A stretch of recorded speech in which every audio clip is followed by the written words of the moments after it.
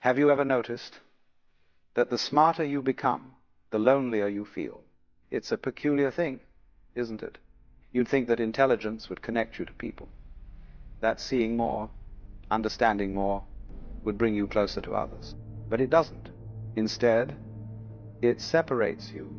You walk into a room, and everyone is laughing at something you don't find funny, talking about things that seem trivial, surface level, safe.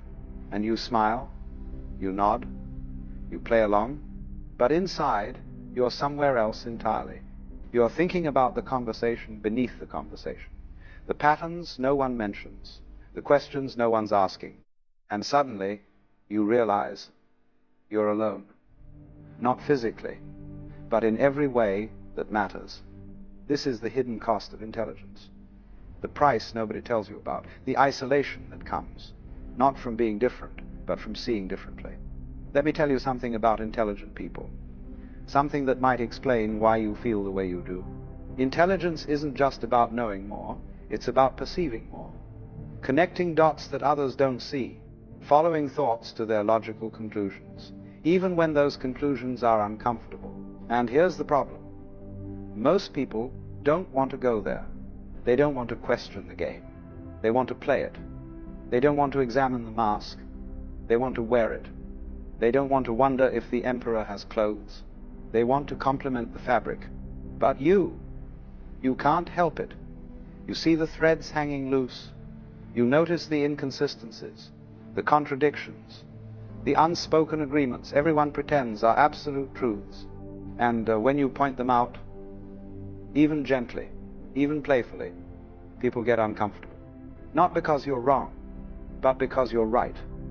And being right about things people don't want to examine makes you dangerous. So they distance themselves. Not consciously, perhaps, not maliciously, but they do. They stop inviting you to things. They keep conversations shallow around you. They call you intense or overthinking or too serious. And you learn to keep your thoughts to yourself. You learn to dumb it down, to speak in half-truths, to laugh at jokes you don't find funny, to nod along with opinions you don't share. You learn to hide, because full honesty, you've discovered, is social suicide. Authentic expression is loneliness in motion. Being truly yourself means being truly alone. And so, intelligent people find themselves in this strange position, surrounded by others, but profoundly isolated, speaking, but never really heard, present, but not quite there. It's not that you think you're better than anyone. That's not it at all. In fact, you'd give anything to just fit in, to care about the things they care about, to find meaning in the conversations they have. But you can't. You've seen too much, thought too deeply, gone too far down the rabbit hole to come back and pretend the surface is all there is. This is what people don't understand about intelligence. It's not a gift you can put down. It's not a switch you can turn off. It's a lens you see through permanently. You can't unsee patterns once you've seen them. You can't unknow things once you know them. You can't go back to simple answers once you've understood the complexity. And most people, they're still living in the simple answers, the clean narratives, the comfortable illusions. They believe what they're told to believe. They want what they're told to want. They fear what they're told to fear, not because they're stupid, but because it's easier, safer, less lonely. But you can't do that anymore. And that's why you're alone. Now, here's where it gets interesting. This loneliness you feel, this isolation, it comes in stages. And understanding these stages might help you realize you're not broken. You're just awake in a sleeping world. The first stage is confusion. You're young, perhaps, or newly aware, and you start noticing things don't add up. The adults are saying one thing but doing another. Society claims to value truth but punishes honesty. People preach kindness but practice cruelty when no one's watching. And you think, maybe it's just me. Maybe I'm missing something. Maybe everyone else understands something I don't. So you try harder. You study people. You observe. You analyze. You attempt to figure out the rules of the game everyone else seems to know instinctively. So you try harder. You study people. You observe. You analyze. You attempt to figure out the rules of the game everyone else seems to know instinctively. But the more you understand, the less it makes sense. The rules are arbitrary. The game is rigged.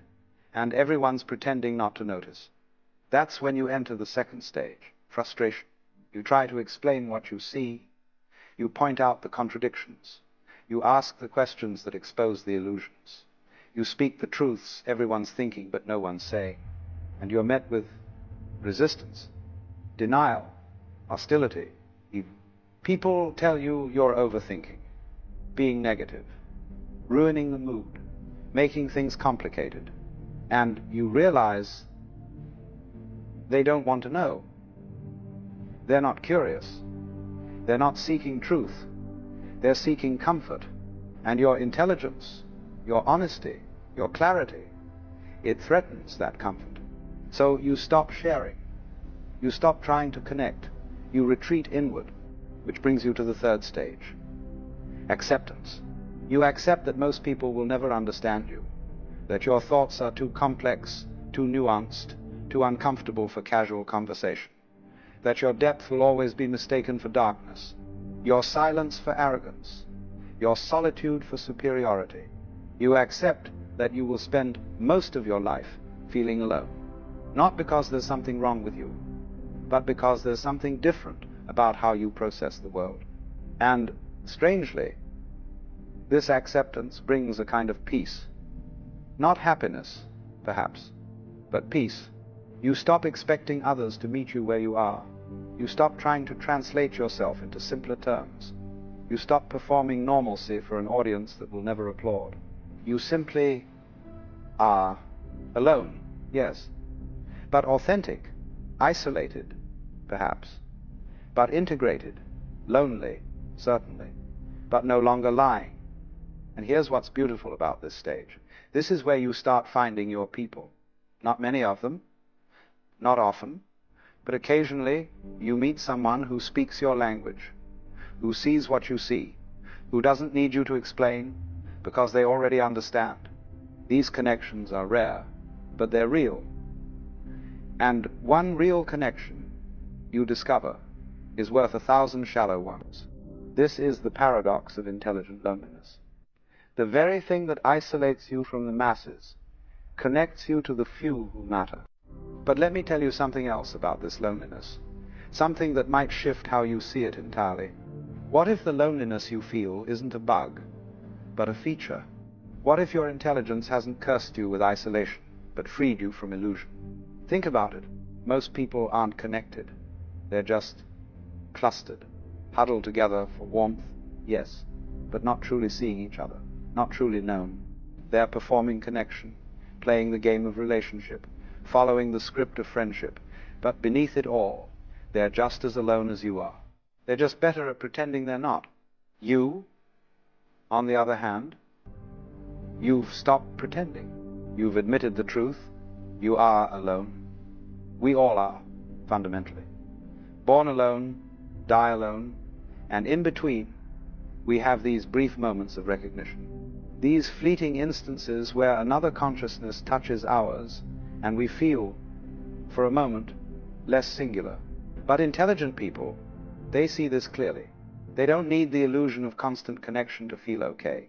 They don't need the noise of endless socializing to drown out the silence of existence. They can sit with themselves, think with themselves, be with themselves, and find that it's enough. This is what people misunderstand about solitude. They think it's the absence of connection. But it's not.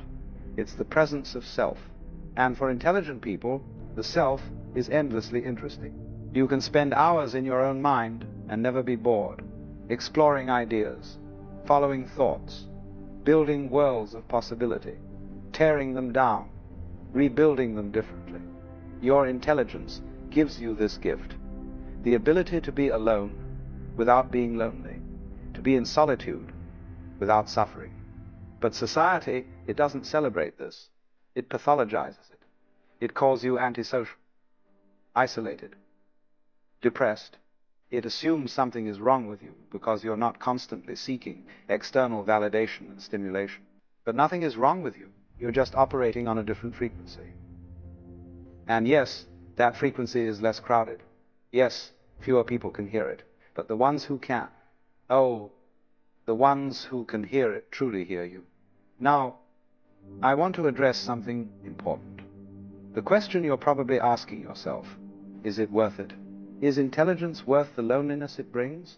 Would you trade your awareness for belonging, your clarity for comfort, your truth for togetherness? And here's what I'll tell you. You can't trade it. That's the thing. You can't unknow what you know. You can't unsee what you see.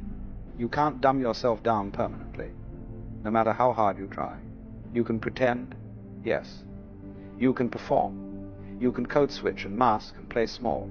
But inside, you'll still be you, still thinking those thoughts, still seeing those patterns, still aware, and that internal dishonesty, that self-betrayal, it's far lonelier than any external isolation. Because when you abandon yourself to fit in with others, you lose the only companion you're guaranteed to have for your entire life, yourself. So, no, you can't trade your intelligence for belonging. But you can change your relationship with it. You can stop seeing your intelligence as a curse. Stop framing your loneliness as punishment. Stop believing something is wrong with you because you don't fit into a world that was never designed for people who think like you. Instead, you can see it for what it is. A different way of being. A different experience of life. Not better, not worse, just different. And different, it's always lonely. Always has been, always will be. The artist is lonely in a world of bankers. The mystic is lonely in a world of materialists. The philosopher is lonely in a world of pragmatists. And the intelligent person, they are lonely in a world that values agreement over truth. But here's the secret. Here's what changes everything. That loneliness, that isolation you feel, it's not keeping you from life. It is life. It's the human condition, laid bare. It's existence without the comforting lies we tell ourselves. Most people spend their entire lives running from this loneliness, filling every moment with noise, with people, with distraction. Anything to avoid feeling it, anything to avoid facing it. But you can't run from it. Your intelligence won't let you. It strips away the distractions. It sees through the noise. It recognizes the loneliness as fundamental. And once you stop running from it, once you turn and face it directly, something remarkable happens. It transforms. The loneliness doesn't disappear, but it changes texture. It becomes less like a wound and more like a space. A vast, open space where you can finally breathe. Because when you're no longer afraid of being alone, you're no longer afraid of anything. When you're no longer desperate for connection, you're free to connect authentically. When you're no longer performing for acceptance, you're available for recognition. This is the gift hidden inside the curse. The freedom hidden inside the isolation. The strength hidden inside the loneliness. Intelligent people, when they embrace their solitude rather than resist it, they become dangerous in the most beautiful way. Dangerous to systems that rely on conformity. Dangerous to narratives that depend on unquestioning belief. Dangerous to illusions that require collective agreement, because they're no longer playing the game. They're no longer pretending. They're no longer available for manipulation through the fear of exclusion. They're alone, yes, but they're free. And that freedom, that sovereignty of self, it's threatening to a world built on dependency and herd mentality. So yes, intelligent people are always alone. But perhaps that's not the tragedy we think it is. Perhaps it's the very thing that allows them to see clearly, to think independently, to exist authentically. Perhaps the loneliness isn't what's wrong with them. Perhaps the loneliness is what's right. The world needs people who can stand alone, who can think for themselves, who can see through the collective delusions and speak uncomfortable truths. The world needs people who aren't so desperate for belonging that they'll believe anything, support anything, become anything, just to fit in. The world needs intelligent people, even if it doesn't always appreciate them, even if it doesn't always understand them, even if it leaves them feeling alone. So if you're one of these people, if you've felt this loneliness, let me say this to you. You're not broken, you're not defective, you're not too much or too intense or too anything. You're awake in a sleeping world. And yes, that's lonely, but it's also necessary. It's also valuable. It's also exactly what you're meant to be. The loneliness you feel isn't a sign you're doing something wrong. It's a sign you're doing something right. You're being true to yourself in a world that rewards falsehood. You're thinking for yourself in a world that demands conformity. You're standing alone in a world that insists on crowds.